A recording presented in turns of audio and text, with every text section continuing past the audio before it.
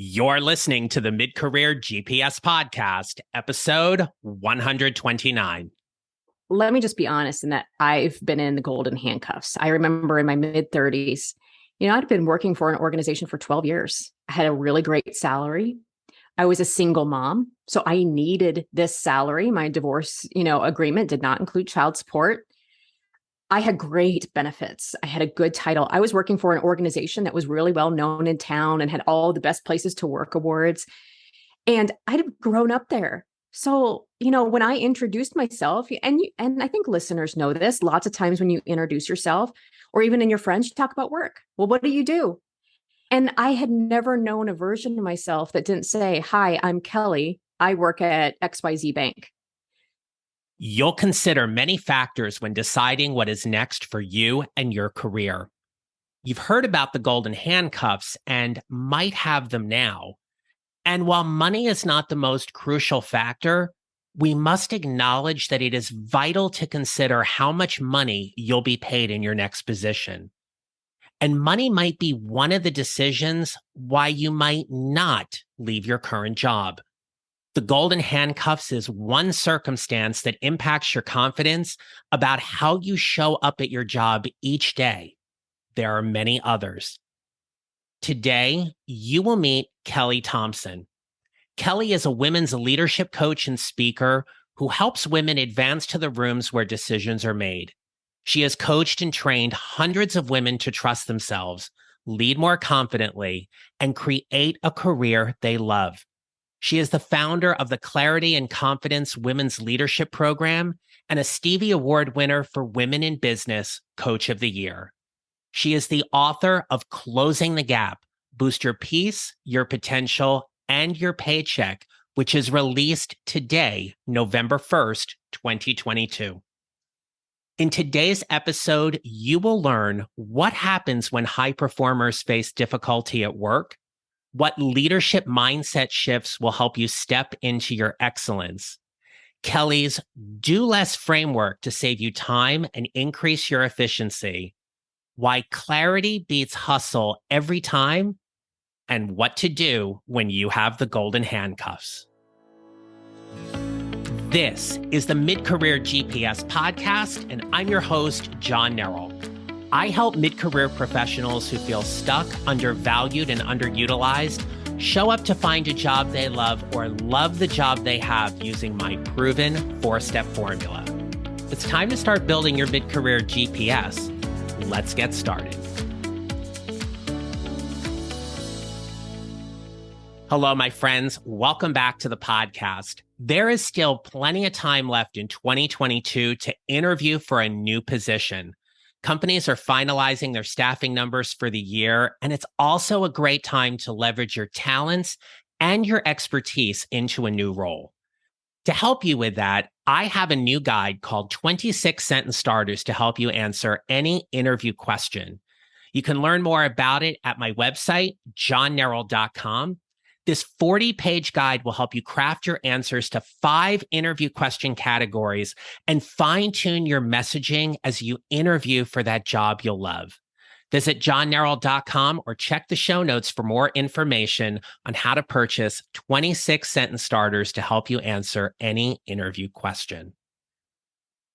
At mid-career, you are constantly evaluating your career and where it's going. I believe it is one of the healthiest things we do professionally. It doesn't mean that you're getting ready to leave, but you might be considering your options and what may be next. Kelli Thompson has a fantastic career journey, and there is no question her career is taking off for her at mid-career. Her new book, Closing the Confidence Gap, will be devoured by many looking to level up their careers and figure out whatever is next. We spend time during this episode talking about 2 key takeaways. First, why clarity beats hustle every time, and what to do when you have the golden handcuffs. Getting greater career clarity about your next steps and all that it entails breeds confidence in handling and addressing these circumstances and many more. We hope our conversation helps you figure out whatever is next. And now I want you to meet author, speaker, and coach, Kelli Thompson. I'm Kelli Thompson, and I'm a women's leadership coach, and I'm an author of the new book, Closing the Confidence Gap, Boost Your Peace, Your Potential, and Your Paycheck. And I help women advance to the rooms where decisions are made. That's my mission. Kelli, I am going to enjoy so much having this conversation with you, and I know everyone listening will too. But first and foremost, congratulations on your new book. I've been following you on LinkedIn for a while and seeing everything you've been putting out there. Obviously, we're recording this before launch day, but just a couple of weeks. And I just want to offer you my sincere congratulations on such a wonderful accomplishment on a book that's going to help a lot of people. Oh, thank you so much. All right. So here was the fun part. So I always send my guests a little form before we get started. And one of the questions I get them to think about is, what did you want to be growing up? And you are the first person, to my knowledge, that I can remember who is actually not a meteorologist in the field that wanted to be a meteorologist like me. What was it about the weather and meteorology that fascinated you as a kid? I don't know. All I remember from the time I was a little girl, just everything about the weather fascinated me. I live in Nebraska, and so we're right up in Tornado Alley. And so I just remember sitting outside, looking at the clouds, watching the clouds change. Like my goal was to see a tornado. And I remember when I was a little girl, I still remember this day vividly. It was the last day of school, and they said there was going to be severe storms in the forecast. So, me, as I think I was probably 8, like, I'm ready, and sure enough, right, the clouds start to get dark and it starts to hail. And I'm standing outside watching all this just in awe, like watching the clouds move and all of this come up. And I see a funnel cloud in the field. We kind of lived at the edge of town in the cornfield kind of across from us. And it starts to come down. And I'm out there and I'm so excited. And I will never forget. My mom comes out and she's like, Kelli Hinchocks, that's my maiden name. She's like, Okay. Get back inside into the basement. And I'm like yelling at her. I'm like, but like, this was like my Super Bowl as an 8-year-old, was like watching this tornado come down. And I think it was just the fascination of it. At the time, you'll laugh, I remember opening the newspaper every morning because, you get the newspaper back in the 80s. Correct. And I loved watching and reading how different parts of the world had different temperatures and how cold fronts would come through. And I'd watch it on the news. It was just purely fascinating. And yeah, and that's what I wanted to be the whole time. Was I just love to talk about the weather. Yeah. And you actually started studying that in college, and then something changed. What was that? Yeah. And I think this actually clues into what we're kind of going to talk about today. So I started college as a meteorology major, and I'm sitting in all of these like calculus and physics classes, which I didn't really love. Maybe some people love fluid motion and calculus. I didn't totally love it. But then I kind of had an aha. I said, oh my gosh, if I want to be a meteorologist and one that wants to make it a decent living, because sometimes they don't get paid all that much, I'm going to have to work the 6 and 10 o'clock news every night. And then I was like, oh, well, when am I going to see my family? I don't want to work the 6 and 10 o'clock news every night. And that was like my first clue. I didn't have language for it at the time when I was 19, that maybe that career choice wouldn't align with my values. It was too early to know that family was a big value for me, but I really honestly made a career change because I was like, I just don't think I can handle the lifestyle that a meteorologist, would want to do. Now that I'm on the other end of that, and my daughter's a senior and she's going to go off to college, I've already joked with my husband. I'm like, we can go on storm chaser missions, because now I can go like scratch that itch without, having the lifestyle where I'm working the 6 and 10 o'clock news every night. But I've always been fascinated by weather, and that has never gone away. But I actually switched my major to political science, and then I got into organizational development in my career and human resources. And so instead of studying weather patterns, I study people patterns. So here we are. And people patterns are without a doubt absolutely fascinating. It's one of the reasons why as coaches we love the work that we do in looking at certain kind of patterns or behaviors, even from an organizational lens, where we work with people who may experience similar pain points. To that point, Kelli, what would you say are some of the pain points that the women you specifically work with have and you help them overcome? Yeah, such a good question. I see 2 themes. The first theme that I see is lots of times women are accelerating up the career chain and they've been promoted, or perhaps they've been tapped on the shoulder and their leader has told them, hey, you know what, you're going to be due for a promotion here and this job is opening up. And all of a sudden they have a confidence crisis. They feel a lot of imposter syndrome. They get to this next level of leadership and they start to look around and a couple of things start to happen. One, they're at a higher level. And at a higher level, you're making bigger decisions. And when you're making bigger decisions that impact more people in the organization, you have a lot more exposure.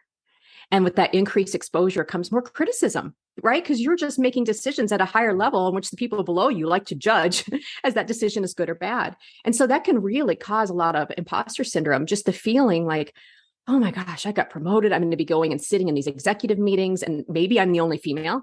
That's also very common. And they might be thinking to themselves, I'm going to be found out if I open my mouth and they discover that it was a mistake to promote me and I don't really know what they think I know. And so lots of times I'm working with a lot of women who are accelerating up in the organization, and they really need to make that mindset shift from doer to leader and build the confidence that comes along with that. I would say the second thing that most women are coming to me with, especially right now, and especially mid-career, is they start to have a little bit of a career crisis. Maybe the first, up through age 29 to 35, they just kind of say yes to things, which I think is good, so that we learn a breadth of skills. But they've said yes to a lot of things because you know what? People said, hey, you should do that. You should check this out. You should consider this job. And they get into their mid 30s to their mid 40s and they look around and they're like, I'm making really good money, but I don't think I'm very happy. It's often called the golden handcuffs. Like, oh, geez, like I feel like I'm kind of pushing a rock uphill every day, but I don't know if I can make a change. I don't know if I can afford to make a change, but now my mental health is starting to suffer. I don't know what I want to be when I grow up, and they're saying that when they're 45 years old. And it really is a career crisis where they know they need to make a career change. They know they need to bring their life in alignment with their values and have more work-life balance, but ultimately really get clear on what their talents are.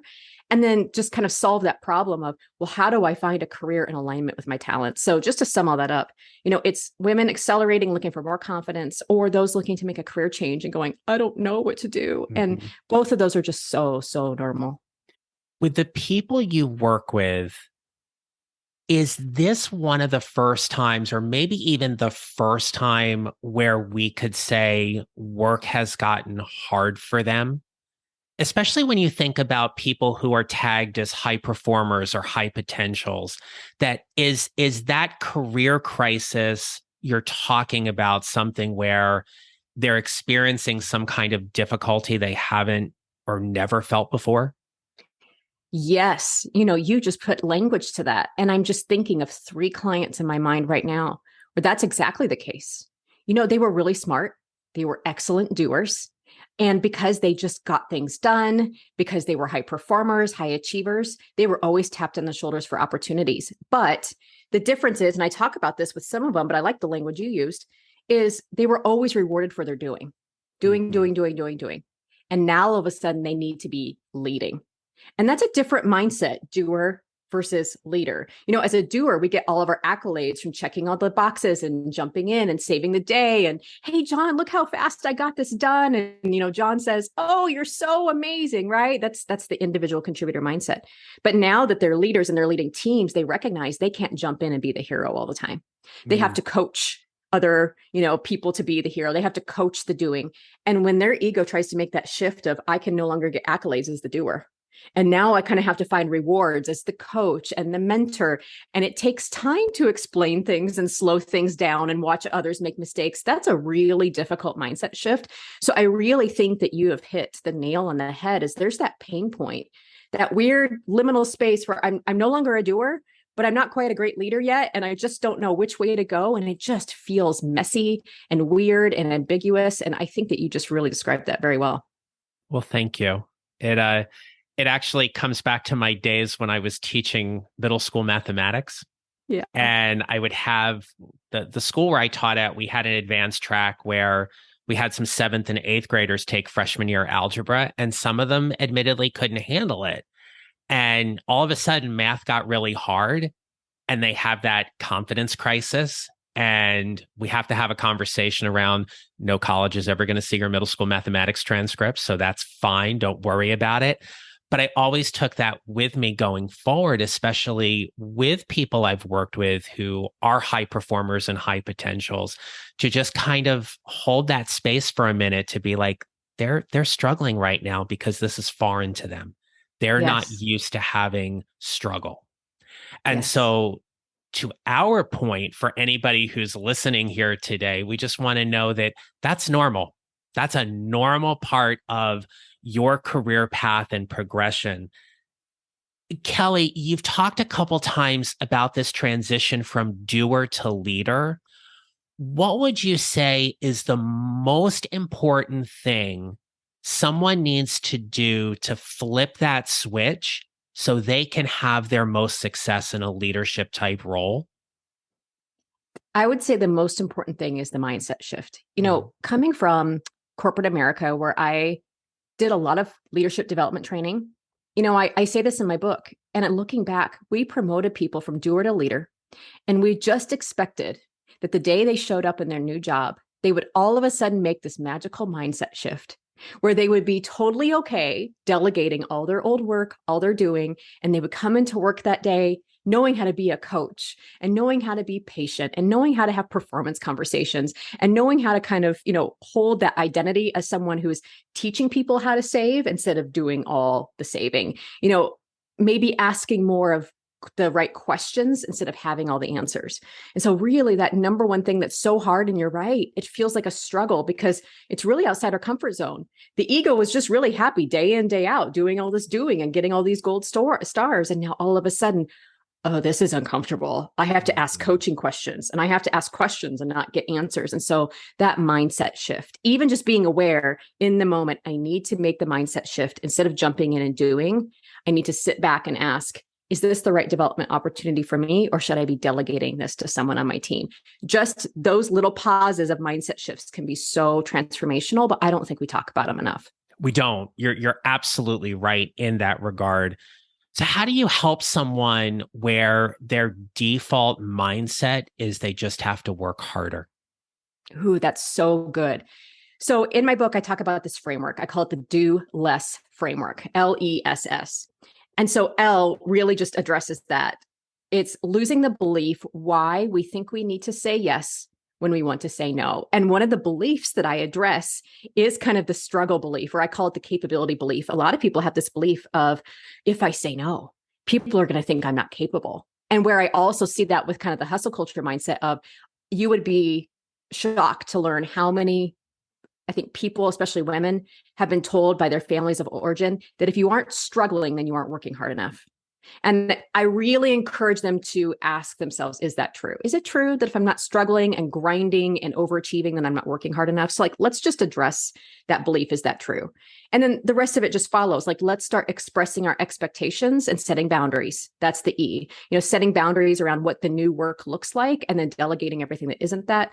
The S is shifting from doing to leading, which we've just already talked about. And then the last S is to start delegating. And I really encourage them to start delegating with low stakes tasks, because what happens a lot is we hoard, and we do because we're comfortable doing all the doing. We're getting our gold stars even as a leader. And then all of a sudden we're on overload and we're like, oh my gosh, I have to delegate something. And then we delegate something when the stakes are high. And then people make mistakes because they've never been delegated to before. And then we tell ourselves a story. See, I can't delegate anything around here because people just make mistakes. So I tell them, start delegating with low stakes tasks because people will make mistakes. But when they can make repetition when the stakes are low, we're going to be more confident delegating when the stakes are high. So LESS. That's powerful. I like that a lot. Thank you. And there was something you have also mentioned about how clarity beats hustle every time. Yes. Tell us more about that. So I have this belief that I am testing out into the universe. I think it is possibly my next book, where I've been in corporate America and did exactly what you just said. If I just work harder, then I'll get ahead. If I just take on more, then I'll get ahead. And even when I started my business back in 2019, I thought, well, if I just hustle really hard and say yes to all of the things, then my business will be really successful, right? And I think that's not an uncommon mindset in corporate America today. I think it's just kind of the American mindset. Let's hustle and see how much money we can make. And then the pandemic hit, and I lost like 80 to 90% of my income in a month, right? Speaking is canceled. My corporate coaching contracts were canceled. And so, I wasn't bringing in any money. Like, things really couldn't get any worse. So I thought, well, if things can't get any worse, what do I really want to do? I'm like, I really want to work with women. I really enjoy my time working with women. I grew up as in a male dominated field of finance and tech. And so I was often the only woman. So I had a really soft spot in my heart for that. And I decided, well, what if I just went all in on women? Like, what if I got really crystal clear about who I served and I didn't worry about alienating maybe the existing clients that I had? And so I kind of just tested that. And what I found, and I have this mantra, it's written behind me, is called success loves clarity. Because what I found was the more clear I was, the more successful that my business was. Because I think one of the truths is that, the world is really noisy. There is no shortage of experts that tell you how to run your business. There's no shortage of opinions on what you think you should do. You're going to scroll the internet today, scroll social media, and you are just inundated with stuff. And I thought to myself, well, what if I could just be crystal clear and consistent about what I do and who I serve? Because perhaps that will cut through the noise instead of trying to be everything to everybody. And I've never looked back since. And so I continue to test this little mantra of like, well, what if, the more clear I am, the more successful I can be. And I really encourage my clients to do the same, especially when they are in leadership. So when I'm talking with women in leadership today, that's the same advice I give them. I'm like, your organization is busy. People have competing agendas. People are going to be sitting around the conference table, and it can be easy just to say things or just speak up just so your voice is heard. But I would really argue that clarity is going to beat hustle, because when you are consistent and you are clear about who you are, what your agenda is, and what asks you can make, you're teaching people how to use you. People know how to use you. And so I even work on that with my clients, especially executives or women who are in a job search.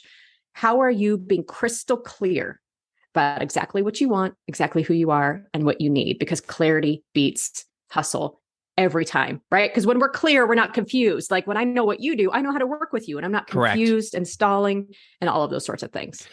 Yeah, I 100% completely agree with everything you say, is that because when we have a very clean and clear message, we make it easier for the person who's hearing that message to make a decision about it. Whether you're networking, you're interviewing, you're in a coaching relationship. I mean, even think about any kind of sales relationship, right? The clearer a salesperson is in terms of what they are offering allows me to make a decision whether I want to purchase or not.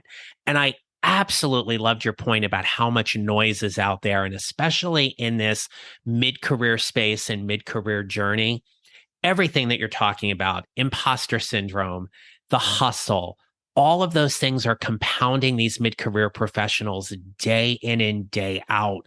That's ultimately holding them back from having that professional life and their personal life as well in that fullest potential they know they're capable of. Mm-hmm. So this is one of those questions that I have to just simply say it comes with a lot of gratitude. Throughout my career, I have had the honor and the privilege to work with some of the most amazing women leaders throughout my career. Having a 25-year career in education and working primarily in the education space, certainly a lot of women leaders, and to be fair, a lot of outstanding men as well. But I have always admired the women who I have been led by, I have been able to work alongside. What is your favorite tip to help specifically women leaders gain more confidence in their careers so they can make the impact or have the career that they want? A tip that I'm loving more and more, and I actually just wrote about it the other day, is saying no. I'm going to go back to the meteorology example that I gave. Early on in my career, now I was not wise enough to make any sense of this at the time, but I said no to that career because something in my 19-year-old brain said, I don't think I want to live a life like this. But how often do we just say yes to things because it seems like good money? They have really good benefits. Oh my gosh, my title would be amazing. And we wonder why we're not confident. We wonder why we feel like we're exhausted and we're pushing a rock uphill. And so when women are really struggling with confidence, the first place I always start is we get really clear on our values.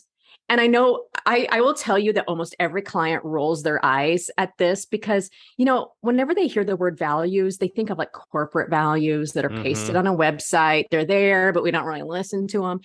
But we get really clear about what are your values? How do you want to work? How do you want to live your life? What are your non-negotiables? Like, what are the things that you will not compromise on?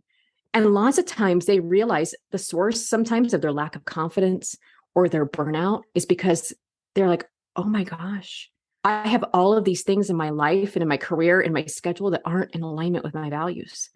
Then we have to really talk about what their unique talents are. Like, what have you been put on this earth to do?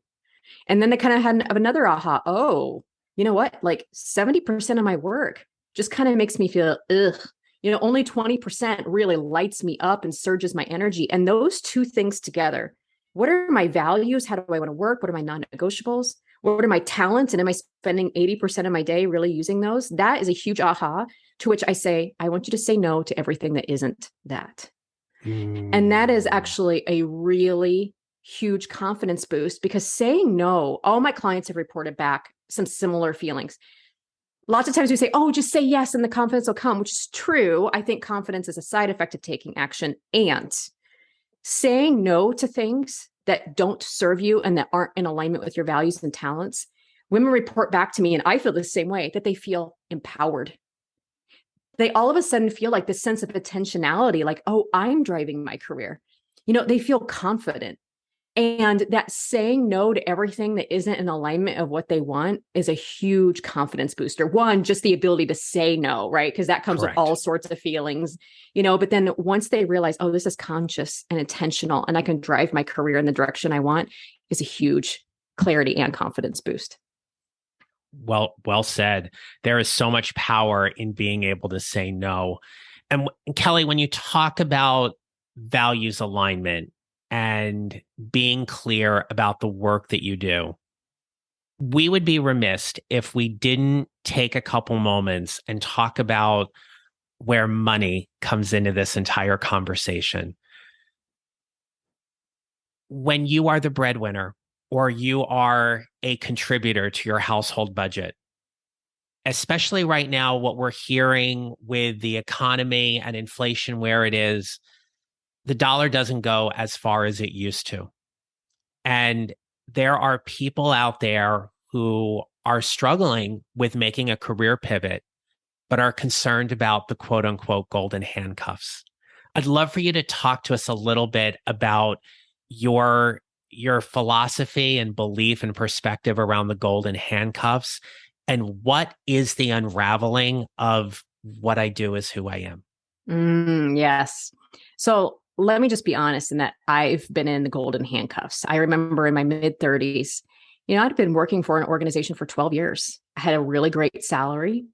I was a single mom, so I needed this salary. My divorce, agreement did not include child support. I had great benefits. I had a good title. I was working for an organization that was really well known in town and had all the best places to work awards. And I'd grown up there. So, when I introduced myself, and I think listeners know this, lots of times when you introduce yourself or even in your friends, you talk about work. Well, what do you do? And I had never known a version of myself that didn't say, hi, I'm Kelli. I work at XYZ Bank. And I remember though, like I felt kind of that blah feeling, where I think that's what the golden handcuffs is. It's like the money is so good. The benefits are so good. The stability is so good. But something was affecting my mental health. I didn't feel like I was using my best talents every day. I really didn't. While the organization was honestly outstanding, they were a bank. They were very compliance regulated, and I'm kind of like a move fast and break things sort of person, which didn't really align values wise, and that got tiring. They need people who like to color in the lines, and that's great. There's nothing wrong with that. And it was really eating on me to the point where I was feeling the burnout symptoms of lack of motivation, lack of creativity, but the money. I mean, here I am, I got a house payment. I've got child, responsibilities. I can't just up and quit. I wasn't in a place where I had a savings account that would allow me just to, do whatever. Right. And so I really had to address, and I feel like when in my own personal life and when I'm working with clients, there's three things that come up when it comes to the golden handcuffs, three worries I often hear that keep people from moving. I think the first thing is regret. What if I make a move and I regret it because what if like the current job that I'm in is not as bad as I think it is? And I make a move and I regret it. And I think that held me back for a while. I know that it holds other women back because I hear it all the time. The other key thing that I think keeps us in the golden handcuffs is we have a bias for comfort. And that is, we often prefer the hell we know to the hell we don't know. Yeah. I can speak to this personally, and I even know research shows this. That's why a lot of people stay in unhealthy relationships, because at least it's the hell that I know. The ego hates ambiguity. The ego hates change. So I'm just going to stay here because it's the hell that I know, and the money's really good.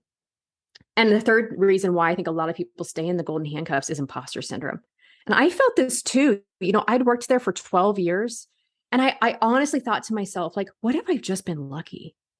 Like, what if I'm good here just because it's just my experience and I know people and I've got relationships? Like, what if I go to another company and I completely unravel and I'm found out that I'm really not as good as people think that I am, and this is all just luck? And so I think I really just want to offer folks who are listening that if you're feeling like a fear of regret, a bias for the status quo and all that imposter syndrome, this is so normal. It's so normal because the ego just does not like change. And I want you just to honor that that's part of recognizing that you're in the golden handcuffs.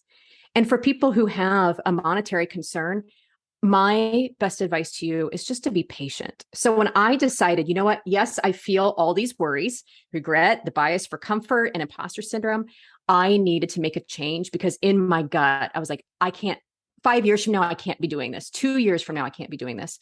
So I just gave myself permission that this was going to take a while because I can't just up and quit. I just didn't have that sort of financial privilege.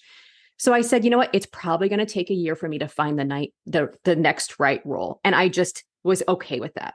And I was patient because I wanted to make a leap and interview and ask hard questions in the interview to make sure that this new job was in alignment with my values and my talents. And I was passionate about the customers that they served. And so I did just give myself patience. And that's what I would recommend is, just know that when you're feeling handcuffed, you may not make a change in 6 weeks, and that's okay.